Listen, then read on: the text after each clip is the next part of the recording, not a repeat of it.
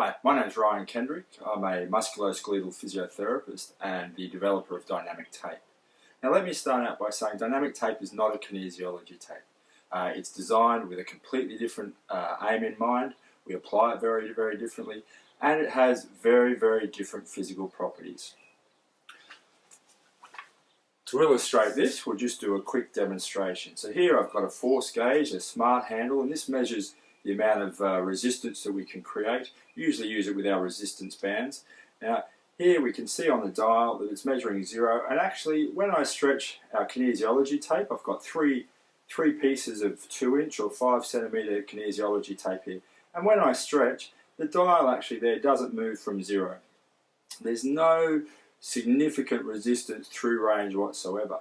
If I keep going and get to the end point, we should see that the dial is starting to go up, but the tape can't actually stretch any further. So I've hit a restrictive end point. So that may be useful for trying to block some movement at the end of range, but it means that we're really not getting a lot in the way of deceleration and resistance through range while still maintaining full range, because if I want to get resistance through range, I've got to apply the tape with the muscle or the joint in a short position to act like a bungee cord and give me this deceleration, this load absorption, this spring back the other way.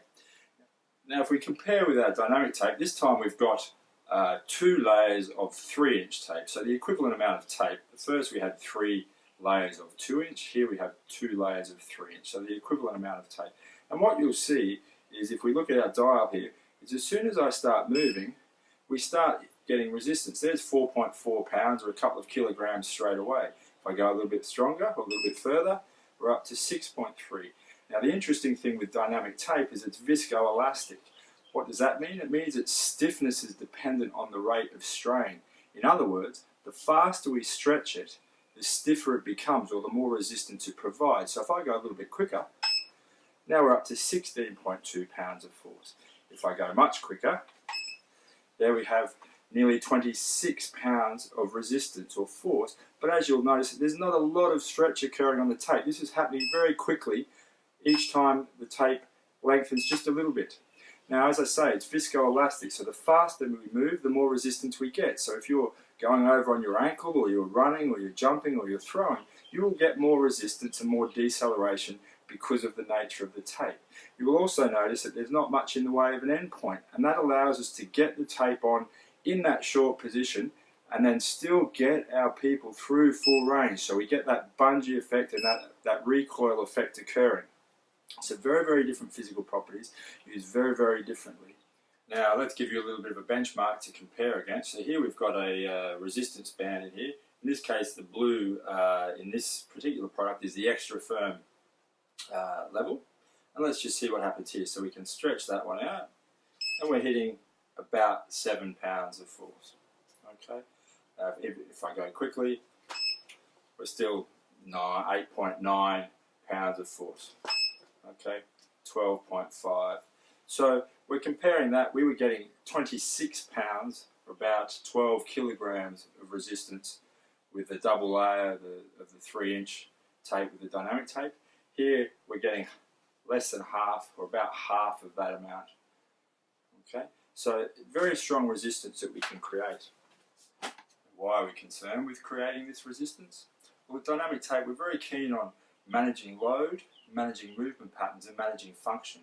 We don't tend to get too caught up with chasing pain around. Of course, we address pain, and you know, improvements in pain is often a byproduct of the treatment. But we know that there's a very poor correlation between tissue damage and pain. We can have people with a lot of tissue damage and not much pain. We can have people with not much tissue damage, if any ongoing tissue damage, and lots of pain. So we try to go back a step and look at those contributing factors. We also know that tissues don't fail because of pain. They fail because of load.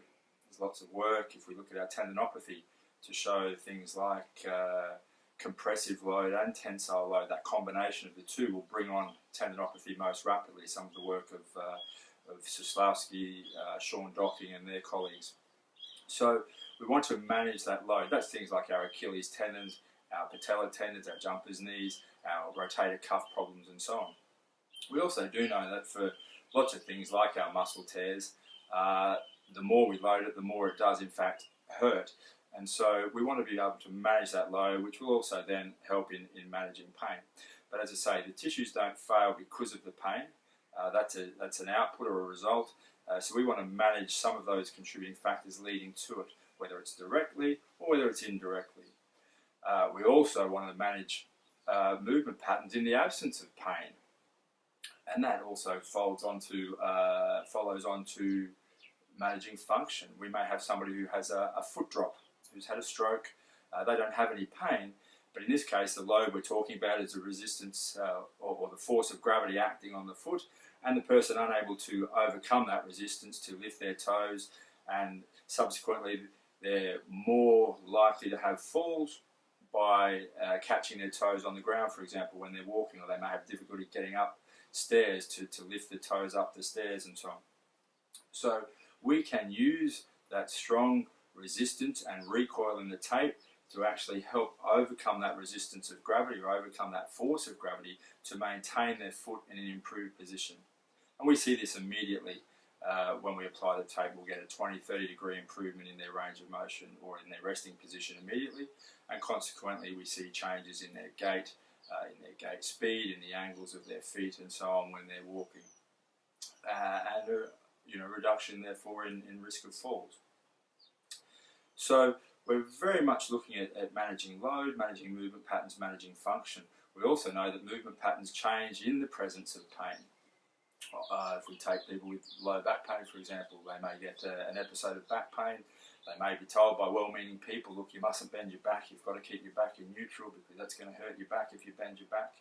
Now, backs are made to bend, but what happens is these people then adapt or adopt these maladaptive strategies. People adopt compensation strategies, and that can result in problems in themselves. They'll get this muscle guarding and muscle splinting, which can then sensitize structures, which then actually become the ongoing source of the pain, if you like, or ongoing drivers of that pain experience.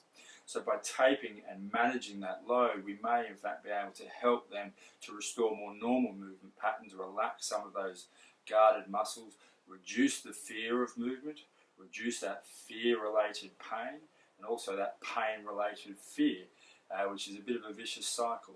So by, for example, allowing, if we tape the trunk and we can resist again that force of gravity, we can help them to transfer load from trunks to limb and vice versa with a nice, more normal movement pattern that allows them to start to restore these more normal motions and reduce the effect then on the pain system as well.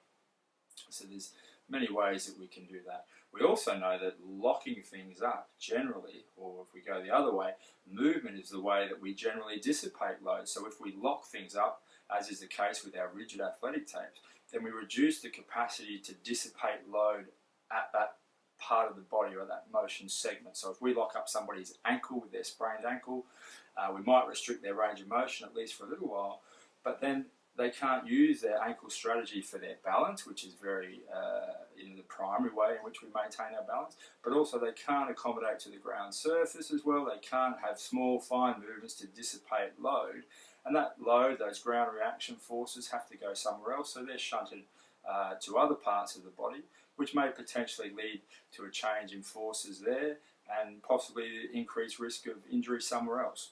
So by having the dynamic tape, we're basically putting something on the body externally which can provide some of the deceleration, some of the load absorption without locking up. So we still have that capacity to dissipate load through movement, we still have the capacity to maintain balance and things like that, but we're doing some of the work externally, which reduces the demand or the workload requirements on the intrinsic aspects or on the body, structures of the body itself.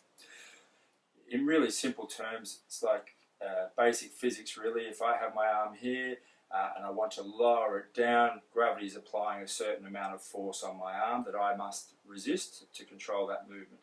Now, in the absence of any tape, my muscle has to do 100% of the work. But if I have this strong recoil and resistance of the tape, as we just saw there, some 15 kilograms or so, 26 pounds, then that resistance by the tape is providing some of the work or resisting that motion and therefore my muscle doesn't have to do 100% of the work anymore. It only has to do a reduced amount, so we take some load off. We also use that very strong recoil to create a compressive force, and that can help augment our force closure and enhance our stability that way at an articular level.